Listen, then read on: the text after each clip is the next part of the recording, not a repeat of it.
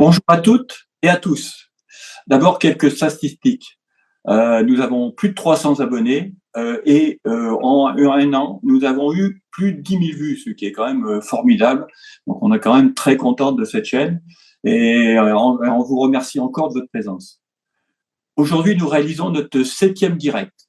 Il sera consacré au nettoyage et aux corrections du son. Le tuto de Daniel a été visionné 500 fois. Encore merci pour votre fidélité. Daniel va pouvoir répondre à vos questions et Norbert les retransmettra. Je vous rappelle que cette émission ne peut exister sans vous et sans votre participation. Alors merci encore d'être là et de nous soutenir. Je passe la parole à Norbert, notre animateur. Il y a déjà des questions sur le chat, notamment des questions qui concernent le niveau de -23 LUFS. Notamment, je crois que quelqu'un a posé une question par rapport au Molière 2023, le concours de la première région, qui sera bientôt organisé. Donc, je pense que la question doit presser.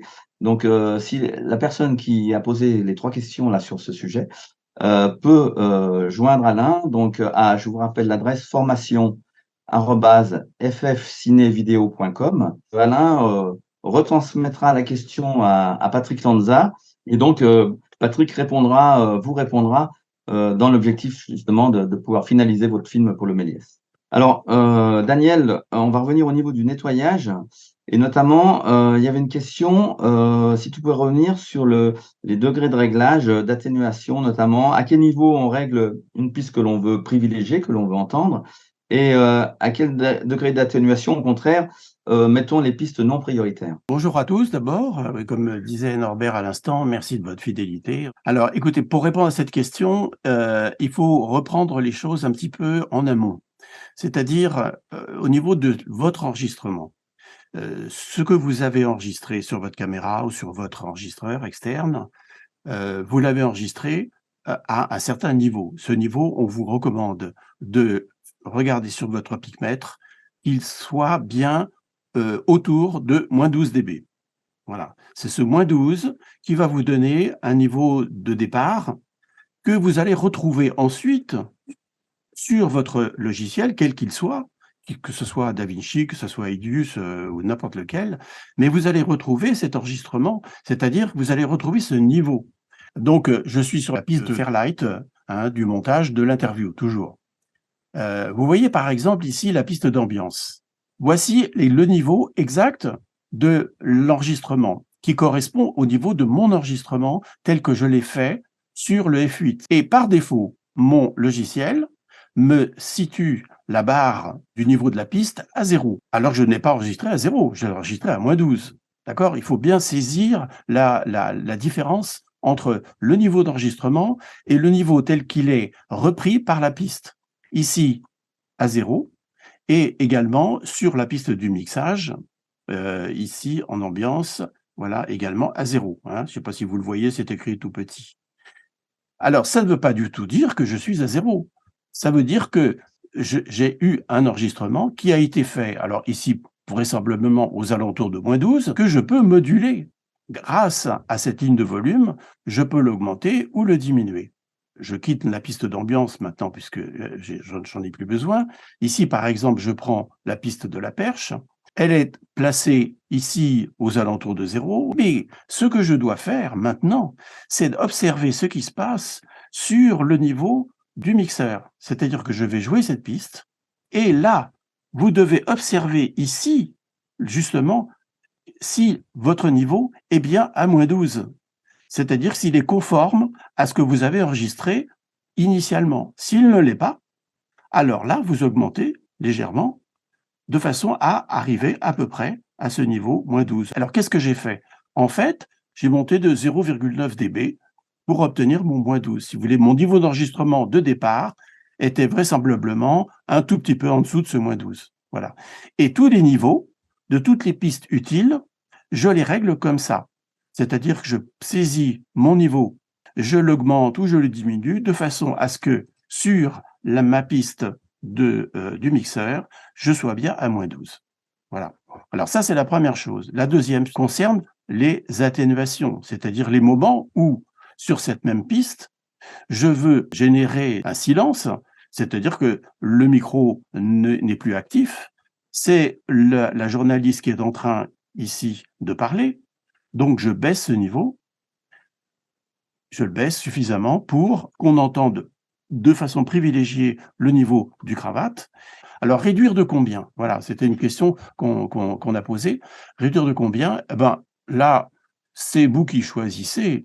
Moi, j'ai dit 20 dB, mais ça peut être 15, ça peut être 14. Ça, c'est votre oreille qui, lors du mixage, lorsque vous allez écouter, va vous indiquer de quelle façon cette ambiance résiduelle, puisque justement le micro là ne parle plus, si je puis dire, cette ambiance résiduelle doit être baissée. Alors je disais -20, mais on peut, effectivement, on peut passer du côté de -15 sans problème. Voilà.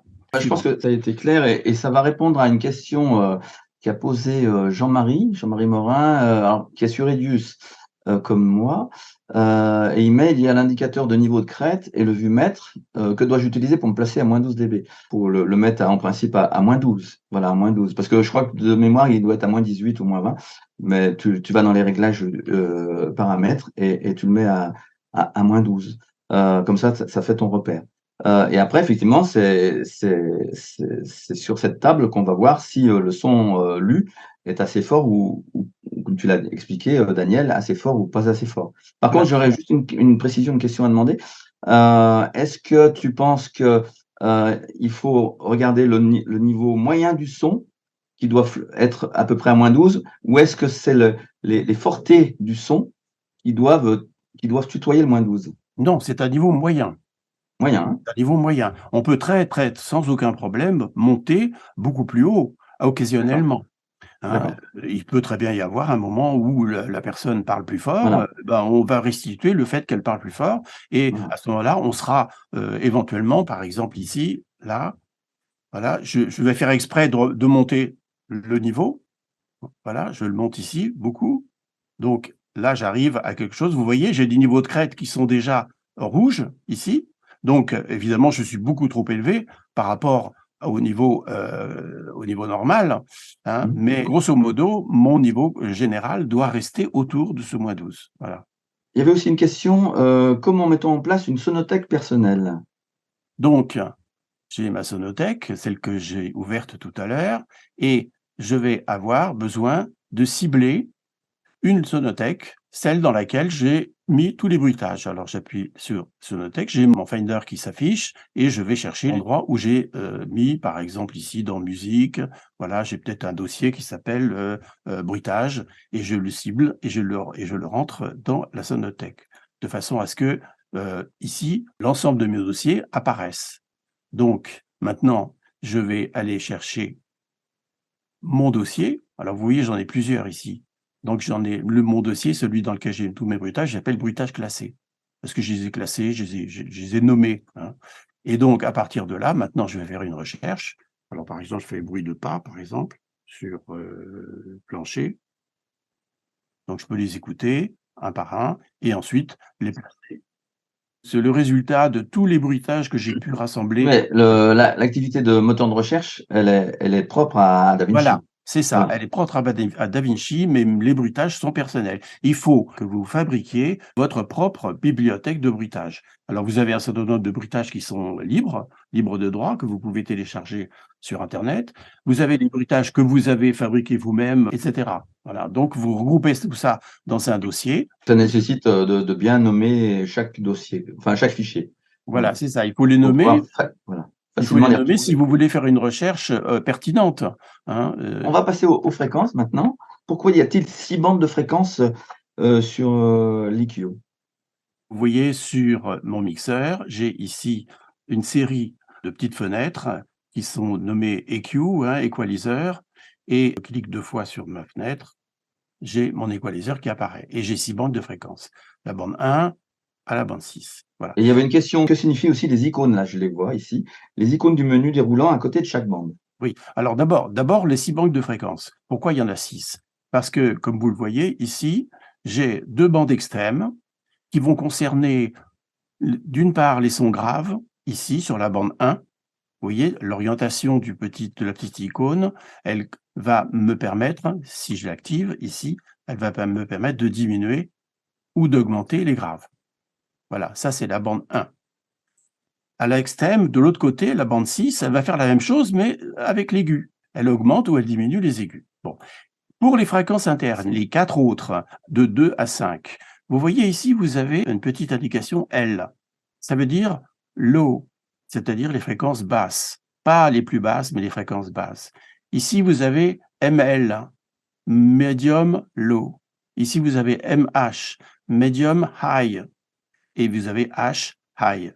Vous avez donc 4 fréquences que vous allez distribuer. Alors ici, je vais faire L, ML, MH et H, de façon à répartir mes bandes de fréquences sur toute l'échelle des fréquences qui sont à ma disposition, depuis grosso modo de 50 Hz, disons, à 10 ou 15 kilos. Voilà, des fréquences qui sont couramment utilisées, dont je vais couramment avoir besoin.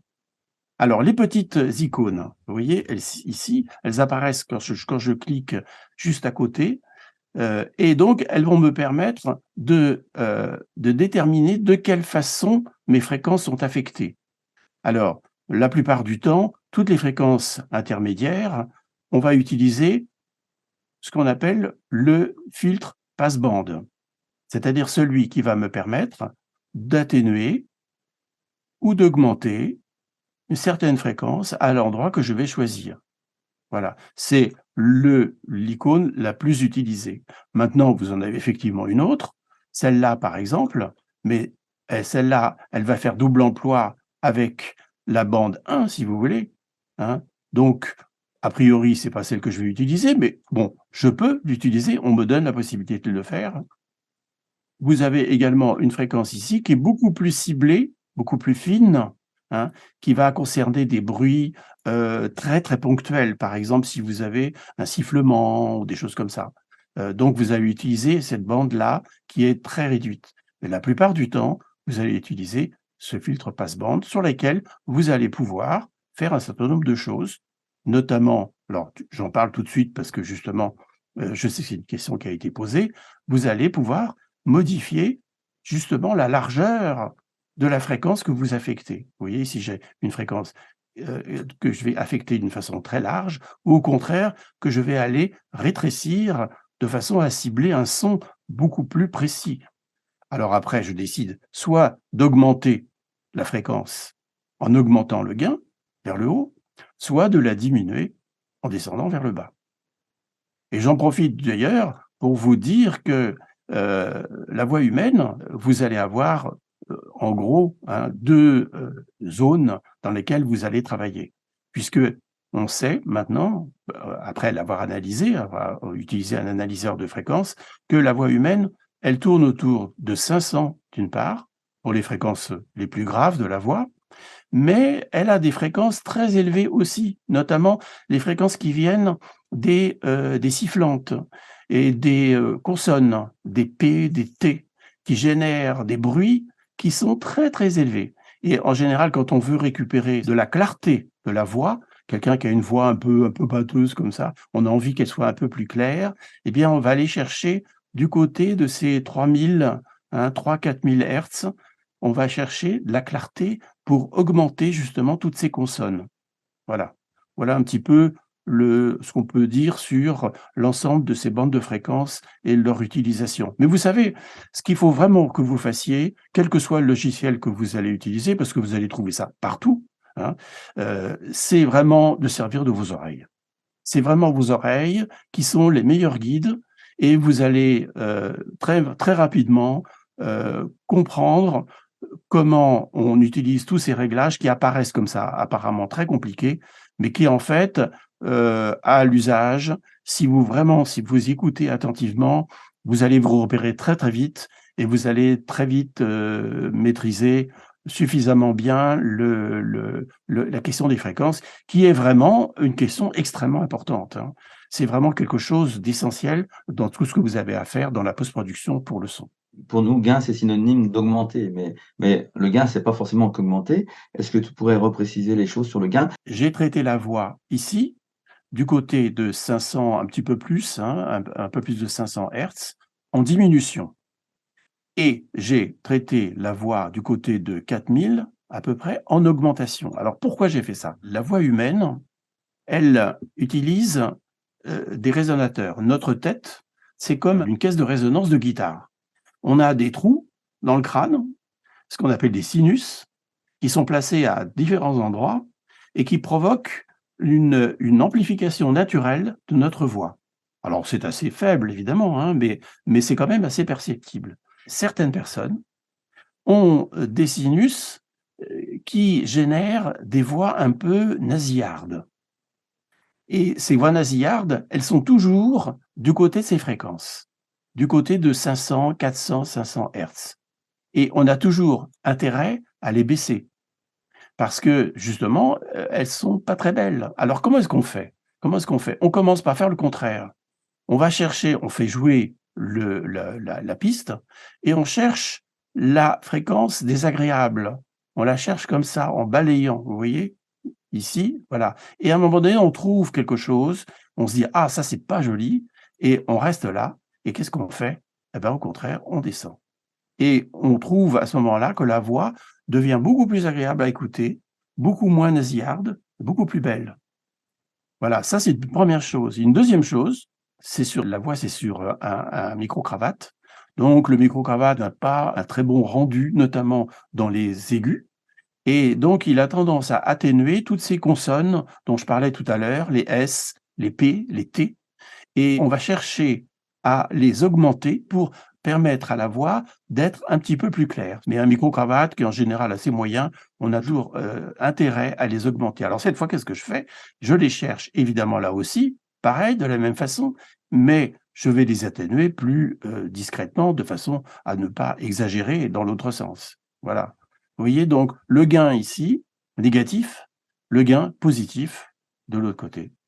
Il y a une question de Francis, notamment qui demande, la différence entre gain et puissance. Alors là, ça fait justement la transition parce que là, on va passer à la dynamique. Je pense que, la puissance, c'est plus un rapport avec la dynamique, d'un son. La puissance, c'est ce qui va sortir de vos haut-parleurs, d'accord? Mmh. La puissance d'un son. Donc là, on est dans un autre domaine. On n'est plus du tout dans le domaine des dB, traditionnels, qu'ils soient électriques, qu'ils soient numériques, hein. On est dans le domaine de la puissance, c'est-à-dire que c'est des watts, hein. Et c'est soit vos enceintes amplifiées, soit votre amplificateur, qui va vous délivrer un certain courant qui va être d'une certaine puissance et qui va permettre à vos haut-parleurs de fonctionner. D'où l'intérêt, comme tu l'avais dit déjà dans plusieurs tutos, d'utiliser, des moniteurs, assez neutres et de qualité, pour ne pas justement, trahir, le travail, qui a été fait sur les fréquences, je pense. Il faut avoir des enceintes amplifiées, éviter de passer par un amplificateur externe, à moins que ce soit un amplificateur vraiment spécifique pour la post-production, audio. Mais la plupart du temps, les amplificateurs que vous utilisez, en hi-fi, c'est des amplificateurs qui sont déjà colorés, puisque justement, ils vont vous permettre, d'écouter la musique d'une certaine façon, que vous ayez alors ça dépend, hein, vous avez peut-être plusieurs possibilités de réglage sur ces amplificateurs, qui vont vous permettre d'écouter soit de la musique classique, soit du jazz, soit de la variété, soit du rock et cetera et à chaque fois, votre amplificateur, si c'est un amplificateur un peu sophistiqué, hein, va vous modifier légèrement la courbe de réponse des fréquences. Par contre, quand vous utilisez des, moniteurs amplifiés externes, comme ceux que vous voyez là sur mon image, les 2 que j'ai Derrière derrière toi? là, qui sont des Yamaha HS5. Là, vous avez une courbe de réponse qui est linéaire, c'est-à-dire qu'aucune fréquence n'est favorisée par rapport à une autre. Très important d'avoir des écoutes neutres. Revenons sur la partie dynamique de ton tuto. Il y a une question, quelles sont les principales catégories d'effets? Si on parle de dynamique, on ne parle pas d'effet, ce sont 2 choses différentes là. La dynamique, c'est la gestion des différences de niveau, hein, entre les niveaux les plus faibles et les niveaux les plus forts. C'est ce qu'on appelle une échelle de dynamique. Ça, c'est une chose. Et les effets, c'est tout autre chose. Si on parle de dynamique, on parle d'un effet en particulier, là. Quels sont les paramètres importants de l'outil de contrôle de la dynamique? Voilà, là d'accord. Je vais quitter mon EQ Et cette fois, je vais aller sur mon plugin. Quand la personne disait effet, c'était, je pense, justement sur ces notions, enfin, sur ces plugins expanseur, compresseur, limiteur. Voilà, d'accord. Alors, vous avez Voilà. 3 choses. Vous avez donc l'expanseur ou l'expandeur. Vous avez le compresseur, à proprement parler, et le limiteur. C'est 3 choses. Alors, mon signal originel, c'est le suivant. Ça, c'est ma dynamique telle qu'elle est, sans avoir été affectée. La dynamique proprement dite, elle va se définir à partir de la partie inférieure. Ici, c'est ce qu'on appelle l'expanseur, sur lequel je vais pouvoir régler le seuil à partir duquel je vais le faire jouer. C'est-à-dire qu'à partir de ce seuil, j'ai envie que la partie inférieure soit réduite plus ou moins. Ici, elle est réduite beaucoup, ici, elle est réduite un peu moins, vous voyez? Et donc, je vais travailler sur la partie inférieure, c'est-à-dire les niveaux les plus bas.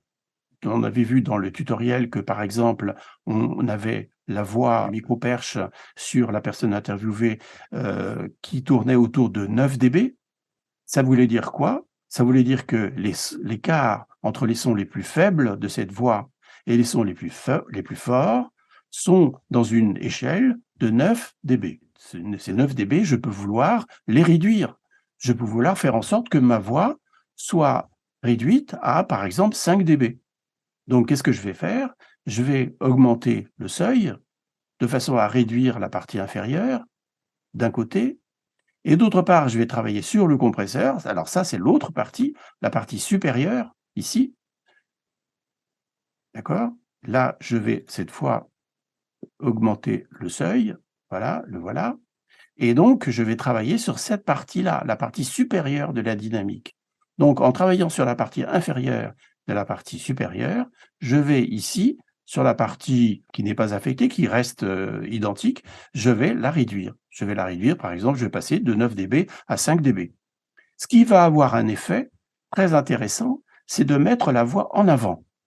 C'est-à-dire que je vais avoir l'impression que la voix, je l'entends mieux, qu'elle est mise en avant. Si vous écoutez certaines radios, les radios des jeunes, vous savez, Fun Radio, Skyrock et compagnie, vous allez entendre tout de suite ce que ça fait, une compression.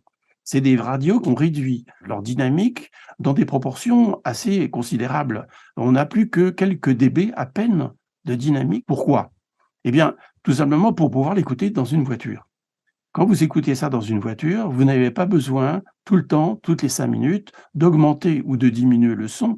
Tous les sons sont ramenés dans une échelle très étroite, ce qui fait qu'ils sont en permanence très perceptibles.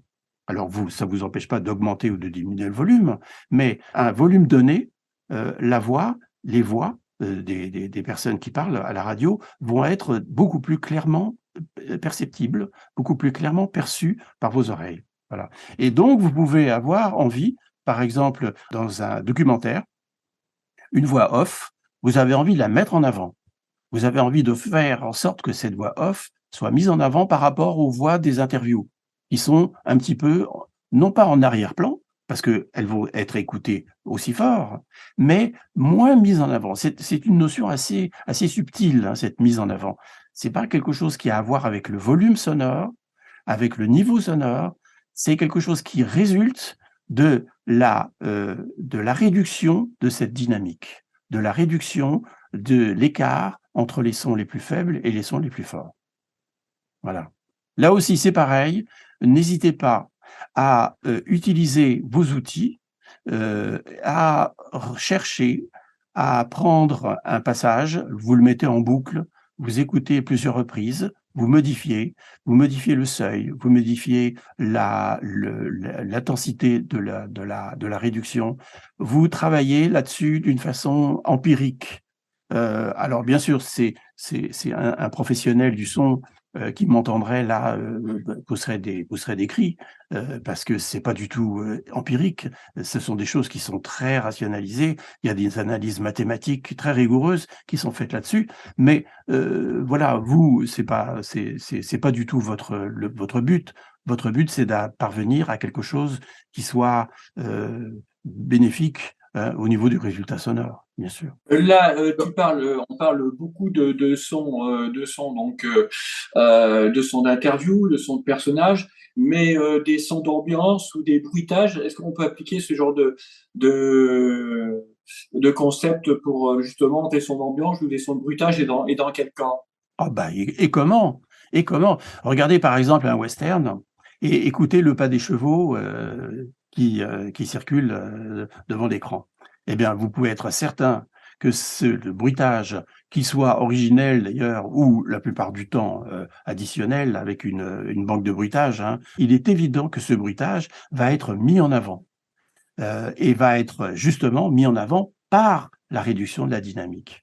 Et il va être mis en avant non seulement par l'augmentation du volume, mais justement par cette réduction de la dynamique.